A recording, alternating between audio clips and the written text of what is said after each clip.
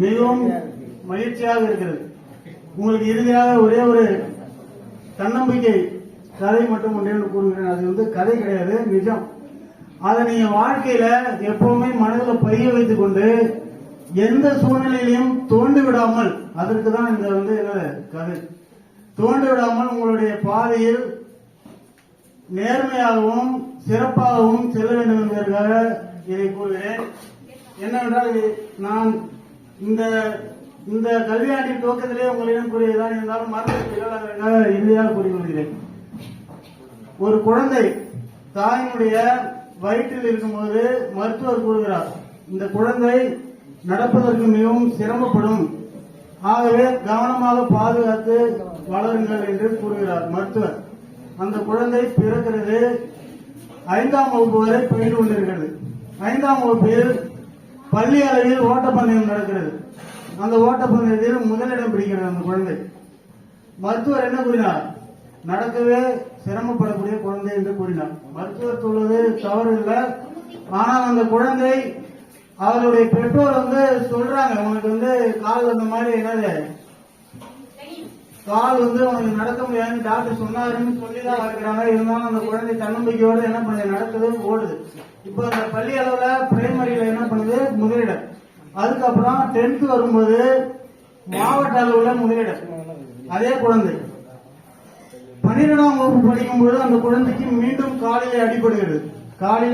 நல்லா கேட்டுங்க. 12ஆம் வகுப்பு படிக்கும்போது இந்த குழந்தை, பெண் குழந்தை, நல்லா கவனமா கேட்டுங்க, பெண் குழந்தை காலிலே அடிபடுகிறது. அந்த குழந்தை ஆனாலும் தோன்றிவிடவில்லை. கால் சரியானதுக்கு அப்புறம் திரும்ப 12ஆம் வகுப்பு முடித்ததுக்கு அப்புறம் மாநில அளவில் முதலிடம்.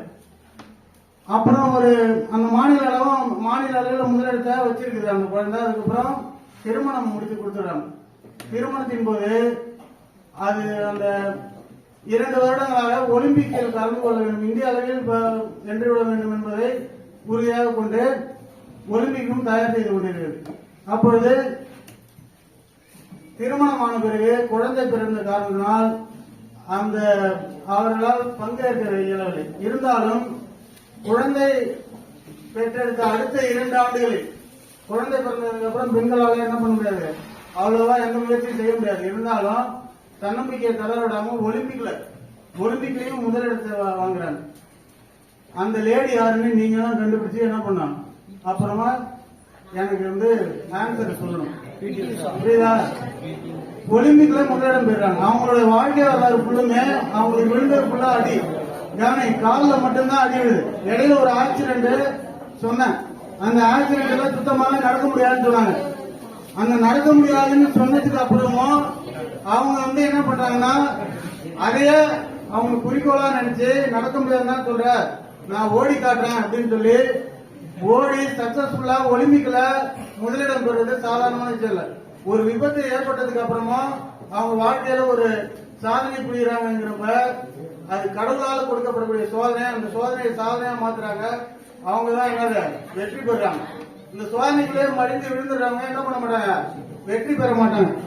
இதை அனைவரும் மனதில் பதிவு வைத்துக் கொண்டு உங்கள் வாழ்க்கையில் ஒரு உன்னதமான உயர்நிலை அடைவதற்காக மட்டுமே போராட வேண்டும். மற்றபடி நீங்க இந்த சினிமாவை பார்த்து அப்படியே அந்த குறுகிய வட்டத்துக்குள்ள போய் அங்கேயே சுருண்டுட்டீங்கன்னு உங்க வாழ்க்கை உங்க கையில கிடையாது, விதிவசம் போயிட்டுன்னு அர்த்தம். நல்லா ஞாபகம் வச்சுக்கோங்க. சினிமாவை பார்த்து கெட்டு போற அந்த கூட்டம் விதிவசத்தால கெட்டு போச்சு, உயர்வை அடைய முடியாது. தோன்றின் புகழ் சொல்லுவா தோன்றலில் தோன்றாமல் என்று மனதில் பதிவு கொண்டு வாழ்க்கையில் வெற்றி பெற அனைத்து மாவட்டங்களுக்கும்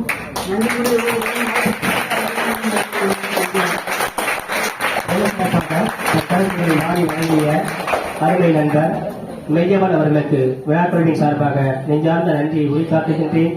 மிக சிறப்பாக கலைமகளில் ஆசிரியர் பணியை செவ்வனை செய்து கொண்டிருக்கக்கூடிய ஆசிரியை திருமதி சரணி அவர்களை மாணவர்களுக்கு உரை வழங்க அன்போடு அழைக்கிறேன்.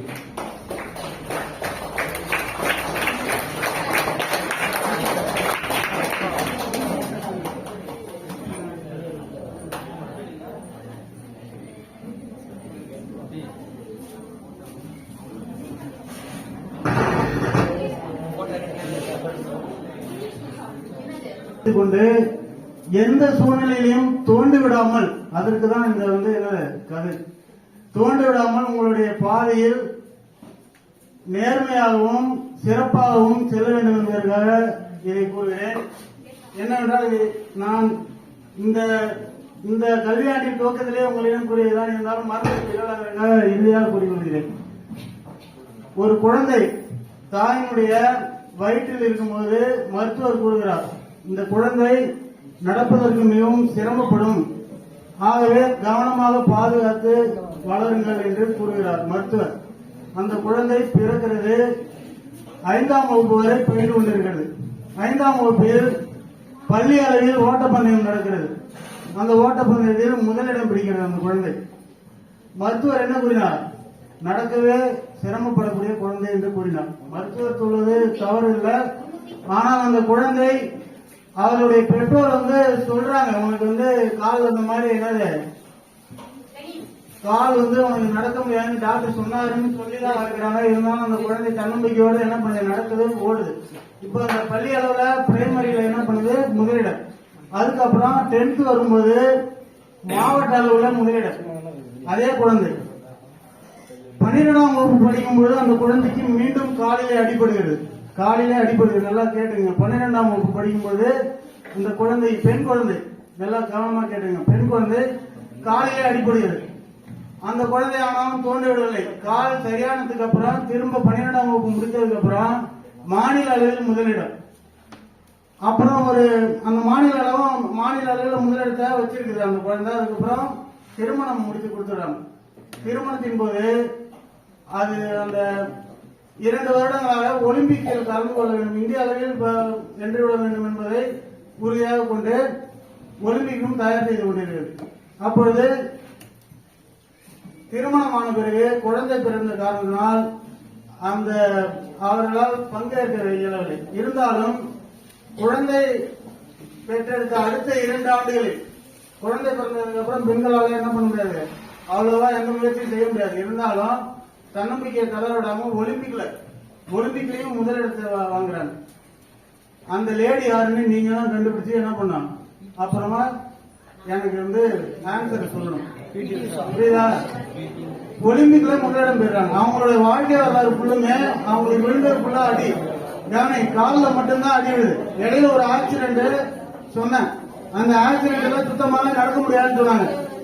அந்த நடக்க முடியாதுன்னு சொன்னதுக்கு அப்புறமும் அவங்க என்ன பண்றாங்கன்னா, அதையே அவங்க குறிக்கோளா நினைச்சு நடக்க முடியாதுன்னு சொல்ற, நான் ஓடி காட்டுறேன் அப்படின்னு சொல்லி ஓடி சக்சஸ்ஃபுல்லா ஒலிம்பிக்ல முதலிடம் பெறுவது சாதாரணமான விஷயம் இல்ல.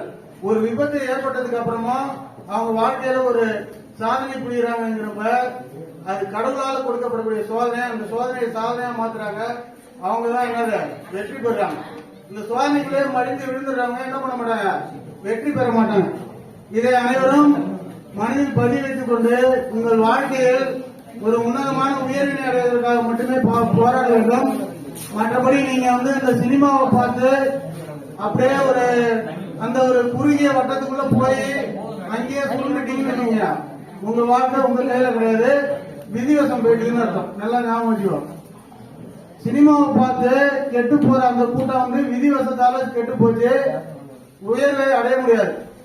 தோன்றின் புகழ் சொல்கிறார்களா, தோன்றலில் தோன்றாமல் என்று மனதில் பதிவு கொண்டு வாழ்க்கையில் வெற்றி பெற அனைத்து மாணவர்களுக்கும்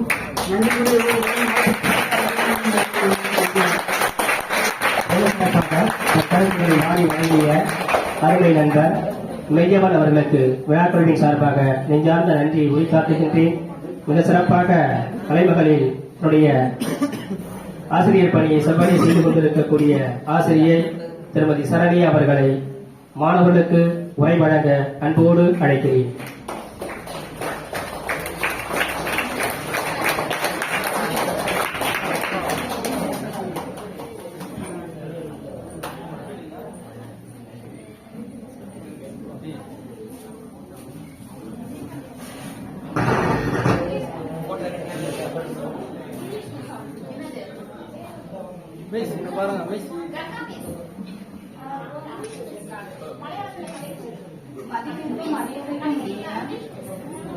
பள்ளியின் முன்னேற்றத்திற்காக பாடுபட்டுக் கொண்டிருக்கக்கூடிய இயக்குனர் அவர்களுக்கும்,